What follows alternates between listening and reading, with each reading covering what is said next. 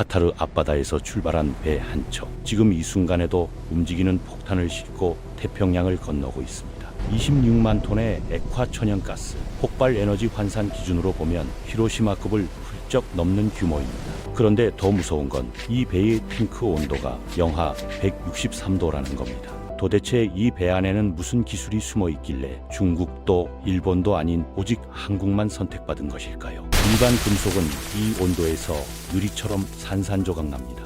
탱크에 균열 하나만 생겨도 바다 한가운데서 도시 하나를 날려버릴 재앙이 터지는 것입니다. 그래서 현실적으로 이 조건을 동시에 충족하는 나라는 한국뿐입니다. 카타르가 지난 3년간 35조 원을 쏟아부으면서 100례척을 주문한 곳 바로 한국입니다. 지금부터 그 비밀을 낱낱이 파헤쳐 보겠습니다.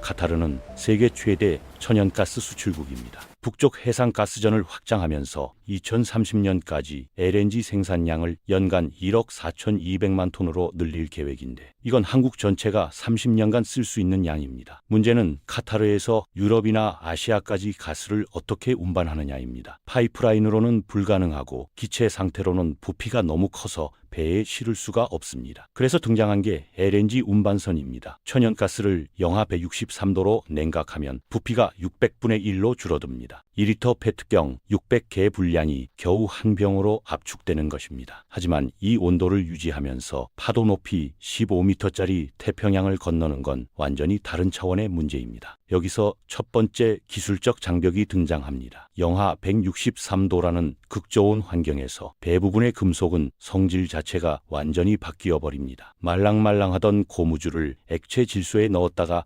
당기면 어떻게 될까요? 탄성을 완전히 잃고 유리 조각처럼 박살 나버립니다. 일반 강철로 만든 탱크에 LNG를 붓는 건 고무줄로 만든 배에 돌덩이를 싣는 것만큼이나 위험한 일입니다. 철 원자들이 열 에너지를 잃으면서 결합력이 약해지는데 이걸 저온 취성이라고 부릅니다. 겨울에 플라스틱 장난감이 쉽게 부러지는 것과 똑같은 원리입니다. 한국 조선소는 이 문제를 인빠강이라는 특수 합금으로 해결했습니다. 니켈 함량 36%의 이 합금은 열팽창 계수가 일반 철의 10분의 1 수준입니다. 일반 철이 뜨거운 건조기에 넣으면 아동복처럼 줄어드는 면 티셔츠라면 인빠강은 아무리 삶고 건조기에 돌려도 핏이 그대로 유지되는 특수 기능성 의류와 같습니다. 영하 163도와 영상 40도를 오가도 배의 모양이 틀어지지 않는 비결이 바로 이것입니다. 온도가 200도 이상 변해도 길이가 거의 안 변한다는 뜻입니다. 포스코가 생산하는 이 인바강은 LNG 탱크의 1차 방벽으로 사용됩니다. 두께 0.7mm, 머리카락 10개 두께 정도의 얇은 판을 레이저로 정밀 용접해서 거대한 탱크를 만드는데 용접 부위의 틈새가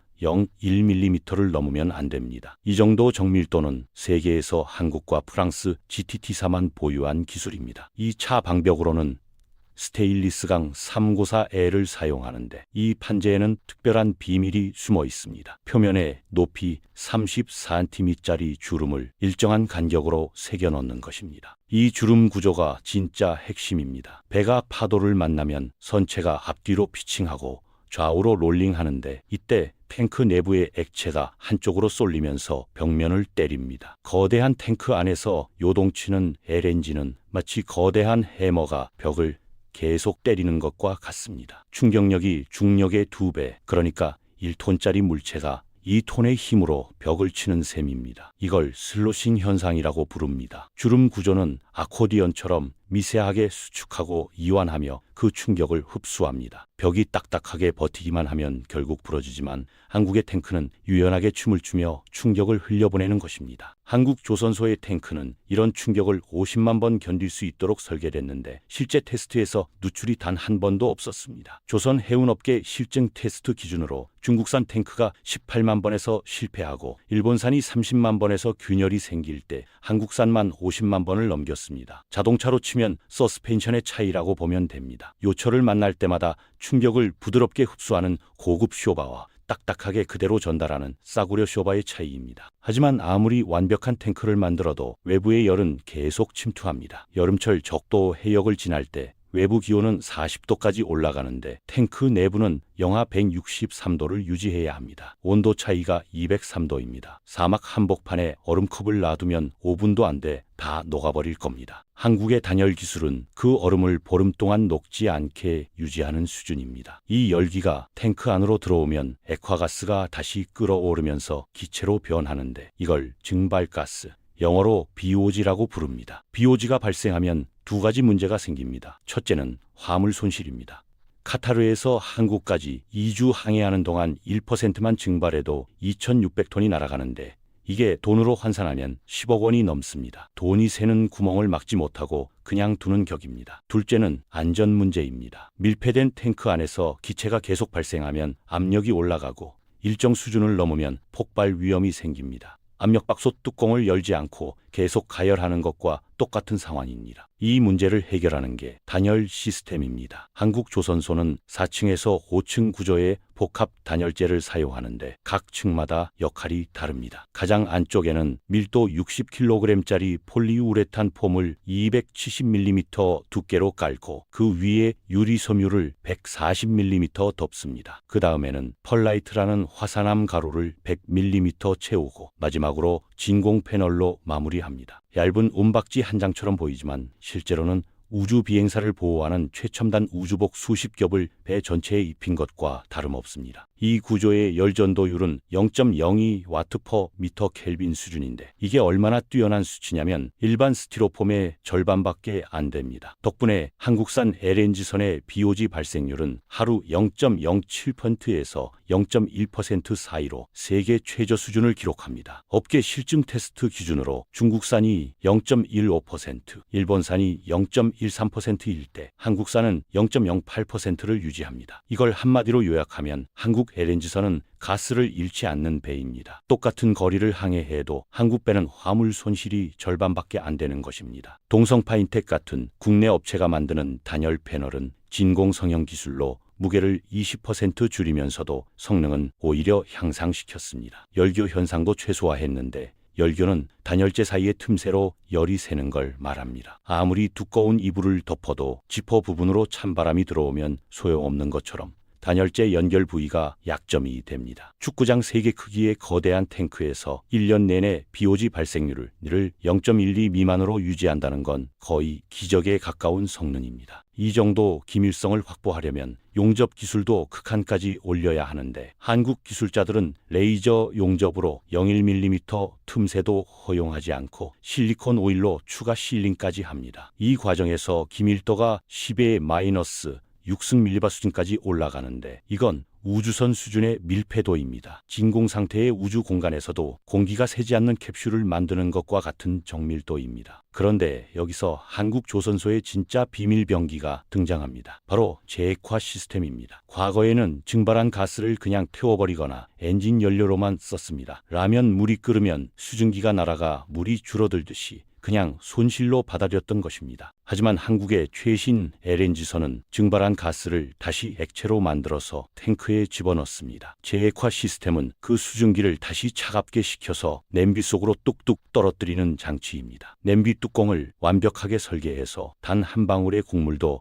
증발하지 못하게 만드는 마법의 뚜껑인 셈입니다. 이 기술의 핵심은 냉동 사이클입니다. BOG를 압축기로 5기압까지 압축한 다음 혼합 냉매를 사용해서 영하 160도까지 냉각시킵니다. 그러면 기체가 다시 액체로 변하면서 탱크로 돌아갑니다. HD 현대중공업의 DH 렐라이 시스템은 이 과정에서 효율이 99%에 달하는데 증발한 가스의 99%를 다시 회수한다는 뜻입니다. 냄비에서 날아간 김을 99% 다시 물로 만들어서 돌려놓는 것입니다. 이 시스템을 탑재하면 화물 손실률이 0.03%지 떨어집니다. 카타르에서 유럽까지 15일 항해하는 동안 1,500톤이 증발할 걸 거의 제로로 만드는 겁니다. 카타르 입장에서는 연간 5억 달러, 우리 돈 6,500억 원의 수익이 더 생깁니다. 배 한 척당 건조비가 3천억 원인데 2년만 운항하면 제액화 시스템으로 아낀 돈이 배값을 넘어섭니다. 게다가 과거에는 BOG를 태우면서 이산화탄소를 배출했는데 제액화 시스템을 쓰면 온실가스가 20% 줄어듭니다. 환경 규제가 강화되는 요즘 시대에 이건 엄청난 장점입니다. 유럽연합은 2025년부터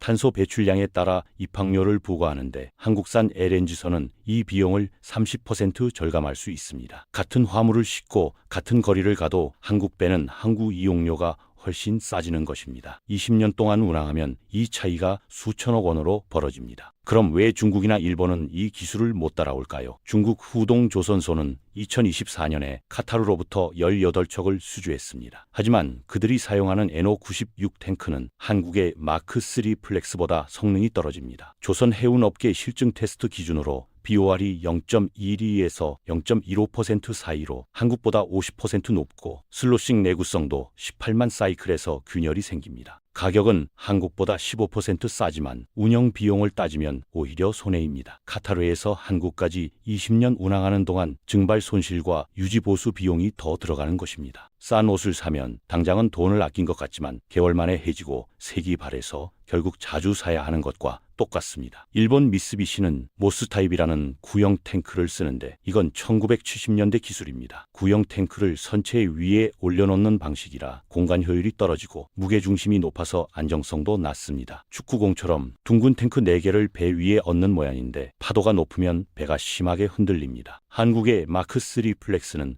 멤브레인 타입으로 탱크를 선체 안에 매립합니다. 공간 활용도가 95%에 달하고 무게 중심이 낮아서 파도에도 안정적합니다. 같은 크기의 배에 20% 더 많은 화물을 실을 수 있다는 뜻입니다. 게다가 삼성중공업과 하나오션, HD 현대중공업은 각각 독자적인 개선 기술을 추가했습니다. 삼성은 탱크 모서리 부분에 응력 분산 기술을 개발했고 한하는 용접 자동화로 불량률을 0.01% 이하로 낮췄습니다. HD 현대는 제액화 시스템과 탱크를 통합 설계해서 에너지 효율을 8% 더 올렸습니다. 이런 노하우는 30년 이상 축적된 거라 단기간에 따라잡기 불가능합니다. 중국이 10년 동안 투자해도 한국이 30년 쌓은 경험을 못 따라오는 이유입니다. 숙련된 기술자 한 명이 레이저 용접할 때 손떨림 하나 없이 0.1mm 정밀도를 유지하는 건 머리로는 알아도 몸으로 익히려면 수천 시간의 훈련이 필요합니다. 카타르가 한국을 선택한 또 다른 이유는 건조 속도입니다. 한국 조선소는 LNG선 한 척을 평균 28개월에 완성하는데 중국은 32개월, 일본은 36개월이 걸립니다. 카타르는 2030년까지 생산량을 2배로 늘려야 하는데 배가 늦게 나오면 가스를 실어 나를 수단이 없어집니다. 시간이 곧 돈인 상황에서 4개월 차이는 엄청난 것입니다. 배 한 척이 4개월 먼저 운항을 시작하면 그동안 왕복 2회를 더 할 수 있고 그게 곧 200억 원의 추가 수익입니다. 게다가 한국조선소는 동시에 여러 척을 건조할 수 있는 도크를 보유하고 있습니다. 거제와 울산, 목포 조선소를 합치면 한꺼번에 20척 이상 작업이 가능한데 이 규모는 전 세계에서 유일합니다. 중국은 도크가 부족해서 주문을 받아도 순서를 기다려야 하고 일본은 아예 대형 도크 자체가 몇 개 없습니다. 카타르가 104척을 주문했을 때 이걸 10년 안에 다 인도할 수 있는 나라는 한국밖에 없었던 것입니다. 여기서 끝이 아닙니다. 한국은 이미 차세대 기술까지 개발하고 있습니다. 2025년 해양수산부 로드맵에 따르면 레벨 4 자율운항 LNG선이 곧 나옵니다. SK해운의 프리즘 커리지호가 2022년에 태평양 2만 킬로미터를 50% 자율항해로 성공했는데 2026년에는 완전 자율 시범 운항에 들어갑니다. 아비커스 하이나스 시스템은 레이더와 라이다로 360도를 감지하면서 AI가 최적 경로를 계산합니다. 바다 위의 테슬라 오토파일럿이라고 보면 되는데 날씨와 파도, 해류를 실시간으로 분석해서 연료를 가장 적게 쓰는 경로를 찾아냅니다. 연료가 8% 절약되고 BOG 발생도 AI가 예측해서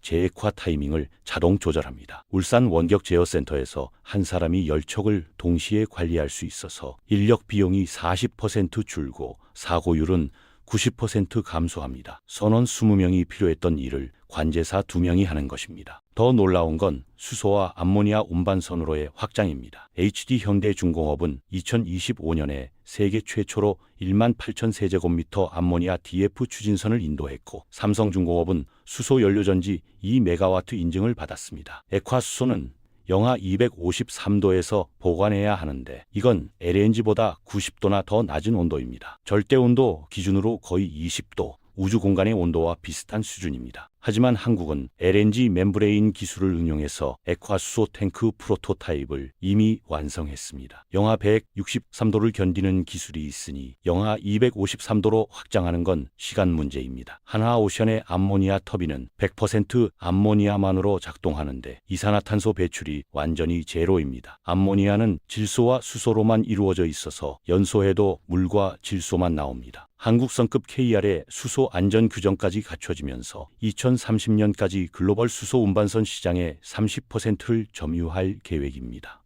카타르는 최근 수소 허브 프로젝트를 발표하면서 향후 수소 운반선도 한국에 발주하겠다고 밝혔습니다.